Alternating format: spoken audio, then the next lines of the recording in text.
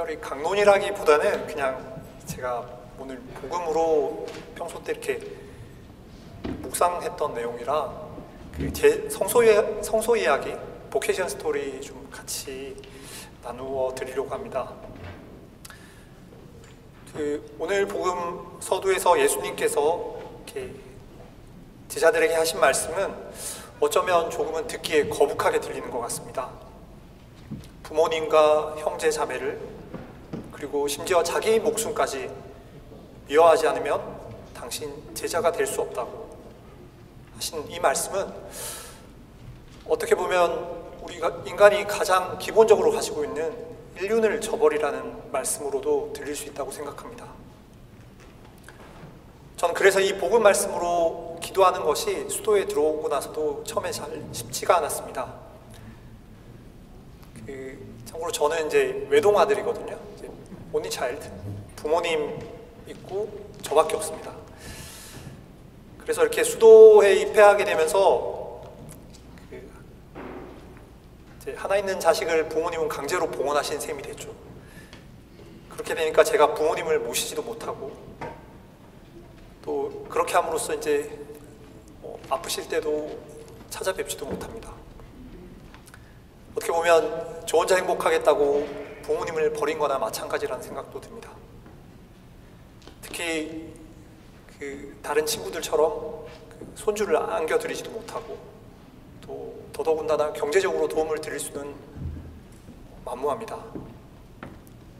그럼에도 저희 부모님 두 분은 당신들 걱정은 하지 말고 제가 하느님 앞에서 그냥 행복하게 사는 것이 당신들에게 효도하는 것이라고 이야기해 주십니다. 오늘 복음 말씀처럼 부모님을 미워하는 것은 아니지만, 그럼에도 제가 자식된 도리를 하지 못하는 것 같아서 부모님께는 늘 미안한 마음뿐입니다. 저희 부모님 두 분, 특히 저희 아버지는 처음부터 제가 이 길을 가겠다고 했을 때 응원하셨던 것이 아닙니다. 처음에는 반대를 많이 하셨습니다. 물론 제가 어릴 때부터 부모님 이끌려서 성당을 계속 다녔고, 성당에 계신 본당 신부님, 저희 크리스 신부님처럼 이런 좋은 신부님들 보면서 나도 저런 삶을 좀 살아보면 좋겠다 하는 마음으로 이제 사제가 되겠다는 꿈을 키워왔습니다. 그렇지만 저희 아버지는 생각이 다르셨습니다. 물론 아버지도 신앙생활 열심히 하셨고 성당에서 봉사도 많이 하셨지만 하나 있는 자식이 사제가 되는 건 원치 않으셨습니다. 특히 제가 이제 올해 나이가 48인데요. 저희 아버지 세대가 다 그러하듯이 가난한 유년 시절을 보냈던 아버지는 제가 세상에서 성공하고 좀 더 안정된 삶을 살기를 바라셨습니다. 그리고 그것이 행복이라고 생각을 하셨습니다. 제가 이제 나이가 들어가면서 중학교, 고등학교 이렇게 올라가면서 저 또한 꿈이 좀 변했습니다. 좀 안정되고 남들에게 인정받는 그런 삶을 살고 싶었습니다. 그래서 제 나름 고민을 해서 남들에게 봉사할 수도 있고, 또한 사회적으로도 안정되고 또 인정받는 직업, 그래서 선택한 것이 의사가 되는 길이었고, 그렇게 해서 의대에 진학하게 되었습니다. 그 이후로 이제 제 삶은 무난히 별 문제 없이 잘 흘러갔습니다. 그러던 어느 날 제가 대학교 졸업반을 1년을 딱 남겨두고 있을 즈음에 저희 집안에 위기가 찾아왔습니다. 경제적 위기랑 그리고 건강상의 위기 두 가지가 동시에 찾아왔는데요. 첫 번째는 이제 그때 한 2003년 정도 되었던 것 같습니다. 저희 아버지가 이제 주식 투자를 좀 하셨어요. 당시에 주식 시장이 화랑이었는지 처음에는 돈을 꽤 버셨던 것 같습니다. 저희도 좋아했고요, 어머니랑 저도. 근데 한 1년 정도 지났을까? 어느 날 아버지가 저희 어머니랑 저 앞에 와서 이렇게 고백을 하시는 겁니다. 주식을 해서 돈을 다 날렸다. 빚을 엄청 졌다.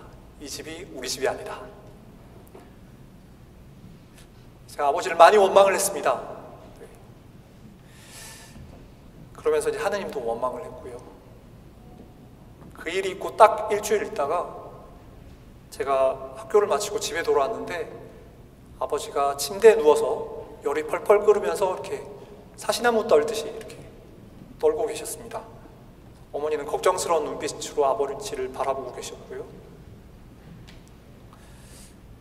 그러면서 이제 아버지의 손과 발을 보여주시는데 손과 발에 아주 큰 수포가 잡혀 있었습니다. 저는 이게 피부과학 시간에만 본 혹시 그 병일까 하는 마음에 급히 아버지를 응급실로 모셔갔습니다. 그 응급실에서 만난 피부과 그 레지던트 선생님께서 아버지를 진찰하고 나서 저를 따로 부르셨습니다. 그러면서 이제 각오를 하라고 이야기를 해주셨습니다. 아버지가 돌아가실 확률이 50%가 넘는다.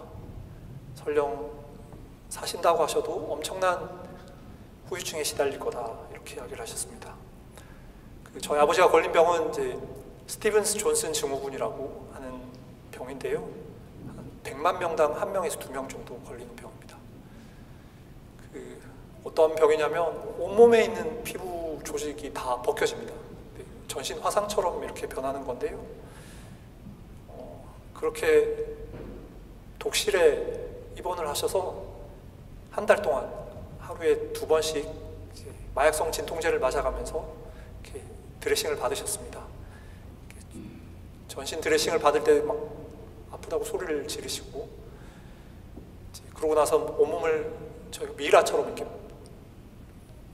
붕대로 감습니다. 그 이후로 지금도 아버지는 뭐 이렇게 손발톱이 이렇게 전혀 자라지가 않으세요. 그 후유증으로. 그리고 각막도 손상이 돼서 수술도 한 5-6번 하셨습니다. 눈물관이 막히기도 했고 각막 손상으로 각막 이식까지 받으셨습니다. 그렇지만 아직 그 시력은 회복이 안 돼서 안경을 써도 교정 시력이 0.1이 안 나옵니다. 제가 아버지 그 진단을 받고 나서 하느님을 되게 원망을 했습니다. 우리가 뭔 잘못을 했길래 이런 고통을 저에게 주시냐. 동시에 저는 당시에 성모신심이라고는 거의 없었는데요. 그날 성모님 앞에 나아가서 울면서 애타게 애원했습니다. 아버지만 살려주시면 제가 뭐든 하겠다 라고 다짐을 했습니다. 그렇게 한 달여간 투병 생활 끝에 아버지께서는 회복하셨습니다. 중간에 이제 폐혈성 쇼크도 오셔가지고 죽을 고비도 여러 번 넘기셨습니다. 말씀드렸듯이 후유증이 많이 남았습니다. 지금도 피부가 얼룩덜룩해서 제가 볼 때마다 마음이 많이 아픕니다. 그러나 이 일을 계기로 저와 저희 가족에게는 큰 변화가 찾아왔습니다. 세상을 보는 가치관이 변하게 된 것입니다. 경제적인 부도 그리고 건강도 모두 한순간에 사라질 수 있는 것이라는 것. 그러면서 정작 변하지 않는 중요한 것이 무엇인지를 저희 가족 모두가 온몸으로 깨달을 수 있는 시간이었습니다. 복음서에 나오는 예수님께서 하신 말씀, 사람이 온 세상을 얻고도 자기의 목숨을 잃는다면 무슨 소용이 있겠는가 라는 그 말씀이 저에게 뼈저리게 체험된 경험이었습니다. 어쩌면 이 일들을 겪으면서 제가 수도자의 길을 선택하게 되었다고 볼 수도 있을 것 같습니다. 돌이켜보면 당시로서는 너무나도 힘들었던 이 시간들이 저로 하여금 하느님을 찾을 수 있도록 만든 것 같습니다. 우리가 매일의 일상을 살아가는데 실제적으로 모든 것을 버리고 하느님을 따를 수는 없습니다. 스마트폰 없이, 그리고 컴퓨터 없이, 그리고 하루하루 직장에서, 그리고 일터에서 살아내는 것 없이 그렇게 우리가 삶을 살 수는 없습니다. 다만 예수님은 우리에게 진정 무엇이 중요한 것인지를 생각하고 그 외의 것에 대해서는 초연해지기를, 다시 말해서 자유로워질 수 있기를 바라고 또 초대하고 계십니다. 우리가 오늘 누리는 이러한 안정도, 경제적인 부도, 명예도, 건강도, 심지어 가족도 우리의 소유물이 아니라 하느님이 주시는 선물임을 알고 감사할 수 있으면 좋겠습니다. 그러면서 여러분의 삶에서 마주치게 되는 어려움, 고난, 역경이라는 십자가를 지고 예수님께서 가신 길을 따를 수 있으면 좋겠습니다. 오늘 하루 우리가 각자가 받은 선물이 무엇인지 감사하실 수 있으면 좋겠고, 또한 우리 각자가 매일의 삶에서 예수님을 위해 그리고 이웃을 위해 지고 살아가야 할 십자가가 무엇인지 생각해 보시는 시간 되셨으면 좋겠습니다. In today's gospel, Jesus says that unless we hate even our family and our own life, we cannot be His disciples. This sounds very demanding and hard to accept.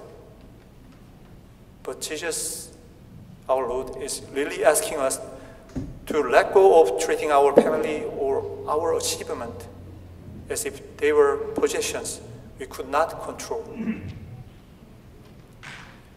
When we are freed from such attachment, we can discover true freedom if we receive all that we have as a gift and live with gratitude. We can follow Jesus more fully. Today, let us also reflect in my daily life, what cross do I carry for Jesus and for my neighbors?